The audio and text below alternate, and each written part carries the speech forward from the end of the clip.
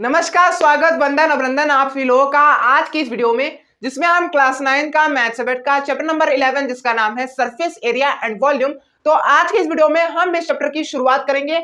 हम इस चैप्टर का श्री गणेश करेंगे। तो अब बिना देरी के शुरुआत करते हैं आज के इस वीडियो की और श्री गणेश करते हैं इस चैप्टर का जिसका नाम है सरफेस एरिया एंड वॉल्यूम।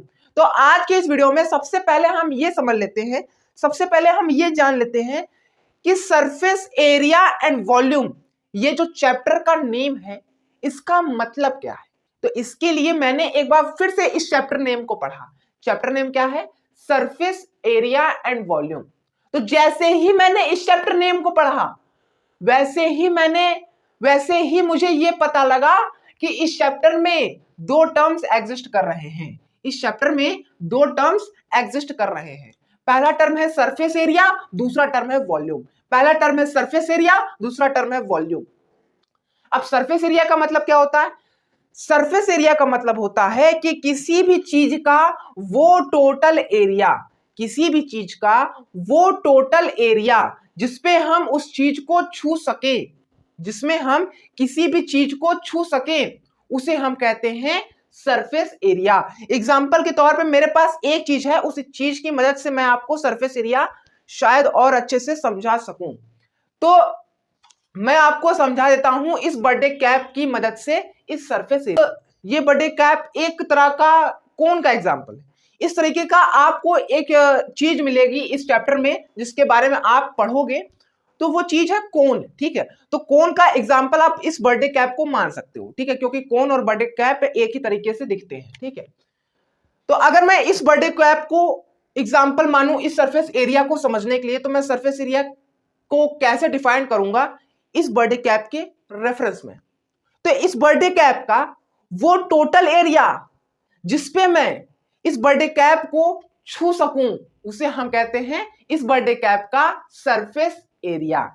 यानी मैं इस बर्थडे कैप को इस तरफ से छू सकता हूं, तो यानी इतना एरिया। ठीक है, और इस बर्थडे कैप को इस तरफ से भी छू सकता हूं, यानी इतना एरिया। इस बर्थडे कैप को इस तरफ से भी छू सकता हूं, तो यानी इतना एरिया। इस बर्थडे कैप को इस तरीके से छू सकता हूं, तो यानी इतना एरिया। ये चारों तरफ से एरिया हो गया, और नीचे तरफ से भी तो इस बर्थडे कैप को छू सकता हूं, तो नीचे वाला भी एरिया। तो ये जो टोटल एरिया है इसी को हम कहते हैं इस बर्थडे कैप का सरफेस एरिया। ठीक है, सरफेस एरिया आई होप कि आप सभी लोगों को और अच्छे समझ में आ गया है। अब आप सरफेस एरिया कभी भूलोगे नहीं। अब आप इस सरफेस एरिया को कभी भूलोगे नहीं। ठीक है, ठीक है। अब अगला टर्म आता है इस चैप्टर नेम में वॉल्यूम। वॉल्यूम का मतलब क्या होता है? वॉल्यूम का मतलब होता है कि किसी भी चीज के अंदर कितना स्पेस है, उसी को हम कहते हैं उस चीज का वॉल्यूम।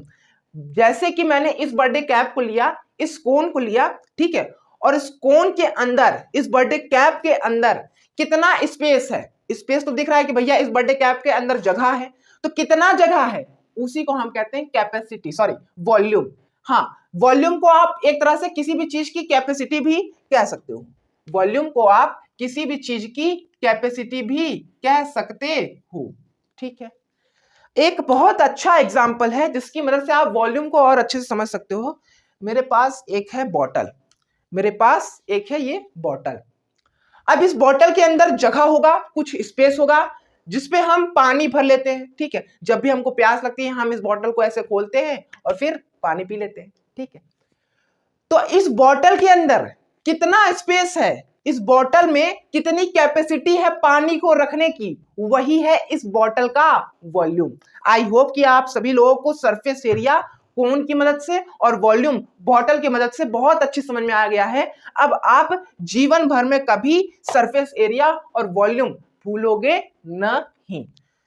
अब मैं आपको इस चैप्टर की शुरुआत करने से पहले, श्री गणेश करने से पहले, एक डिस्क्लेमर के तौर पे ये बता दूं कि अभी तक आप जितने भी चैप्टर पढ़े हो, एक सिंगल चैप्टर, उसमें से एक सिंगल चैप्टर में तुमने जितना फॉर्मूला नहीं पढ़ा है उससे कई गुना ज्यादा फॉर्मूला इस चैप्टर में पढ़ोगे। क्यों पढ़ोगे? तो मैं आपको बताता हूं।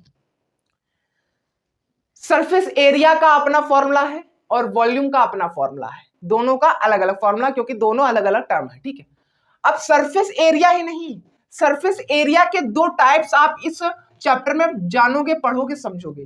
पहला टाइप होता है CSA और दूसरा टाइप होता है TSA। CSA का मतलब होता है, फुल फॉर्म होता है curved surface area. Surface area तो समझ गए होंगे कि ऐसे मतलब सरफेस एरिया।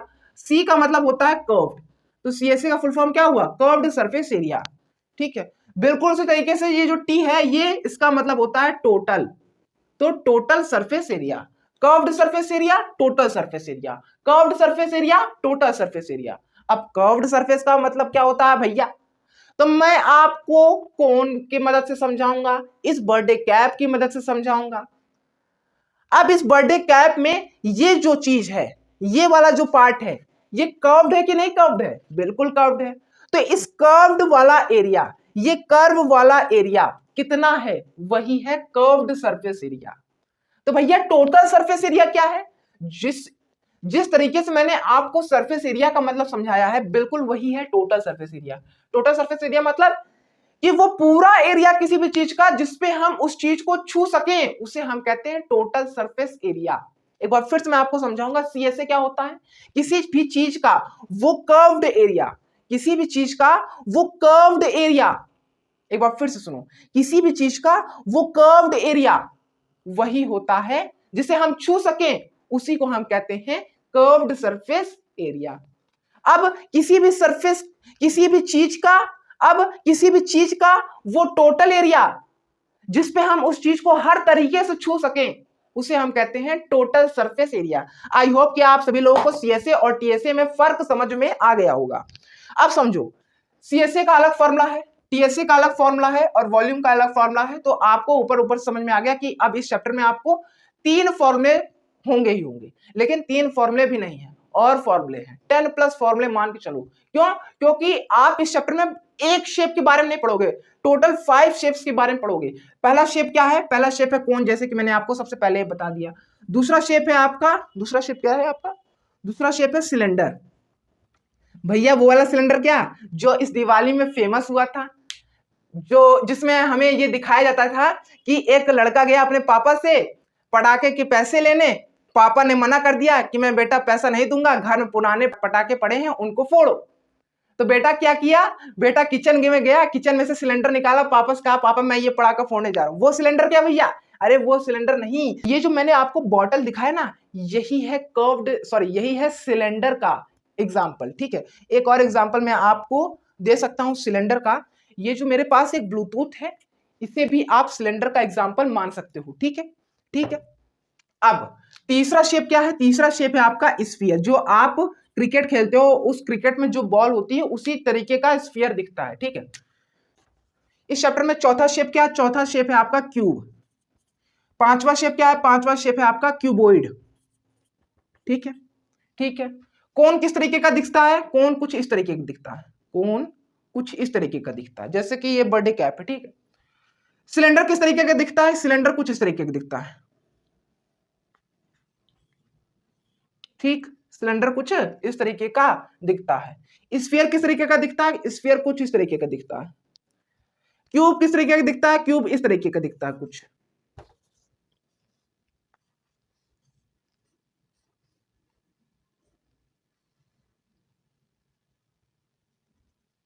क्यूब कुछ इस तरीके का दिखता है। क्यूब का एग्जांपल बताऊं तो जो आप क्यूब मार्केट से खरीदते हो ना खेलने के लिए, वो क्यूब का एग्जांपल। ठीक है, क्यूबॉइड किस तरीके का दिखता है? तो क्यूबॉइड कुछ इस तरीके का दिखता है।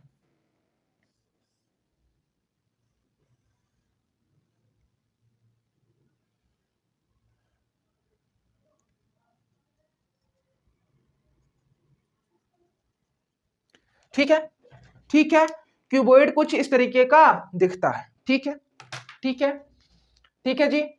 अब एक शेप में आप टोटल 3 फॉर्मूले रटोगे। कौन कौन सा फॉर्मूला? सबसे पहला कोन का CSA, कोन का TSA, कोन का वॉल्यूम। सिलेंडर का CSA, सिलेंडर का TSA, सिलेंडर का वॉल्यूम। हर शेप में 3 फॉर्मूले आपको रटने हैं। टोटल 5 शेप है, तो 5 3 जा 15, 14 to 15 फॉर्मूले आपको इस चैप्टर में रटने होंगे। अब आप रटोगे कैसे? आप जैसे ये सुने कि भैया 10 प्लस फॉर्मूले हैं, 14 to 15 फॉर्मूले, आप सोचोगे भैया अब पैंट टाइट करूंगा, अब इकट्ठा मैं सारे फॉर्मूले को रट लूंगा। रट तो लोगे, लेकिन जिस दिन एग्जाम देने जाओगे उस दिन सारे फॉर्मूले हो सकते हैं भूल जाओ। तो उसके लिए क्या करोगे? उसके लिए तुम्हें एक शीट लेना है उस शीट में जैसे जैसे मैं फॉर्मूले लिखाते जाऊं, बताते जाऊं, समझाते जाऊं सीक्वेंस वाइज, वैसे ही आपको उस शीट में फॉर्मूले को लिखते जाना है। फिर उसके बाद जब मैं आपको कह दूं कि ये चैप्टर कंप्लीट हो चुका है, फिर उसके बाद आपको क्या करना है, उस शीट को अपने स्टडी टेबल के सामने वाले दीवार पर चिपका देना है, पेस्ट कर देना है, ठीक है, ताकि आप जब भी पढ़ने बैठो तो आपकी नजर बार बार उस शीट पर जाए, उस शीट पर नहीं, उस शीट के फॉर्मूले पर जाए। तो जब बार बार आपकी नजर उस फॉर्मूले पर जाएगी ना, तो आपको वो अपने आप रट जाएगा वो फॉर्मूला, इतनी बार आप देख लोगे, ठीक है। तो आप नहीं रटोगे तो भी आपको वो फॉर्मूले सारे रट जाएंगे, ठीक है। यही सिंपल सा तरीका है, तुम्हें रटने की जरूरत भी नहीं है, तुम दूसरी चीज पढ़ते पढ़ते भी उस चीज को रट लोगे, ठीक है। तो अभी तक के लिए इस वीडियो में इतना ही, मिलते हैं अगली वीडियो में। लास्ट तक के लिए बनाने के लिए थैंक यू सो मच। जितनी चीजें मैंने आपको इस वीडियो में समझाई, उतनी चीजें अगर आपको समझ में आई हो तो वीडियो को लाइक, वीडियो को शेयर और चैनल को सब्सक्राइब जरूर करिएगा। एक बार फिर से लास्ट तक के लिए बनाने के लिए थैंक यू सो मच।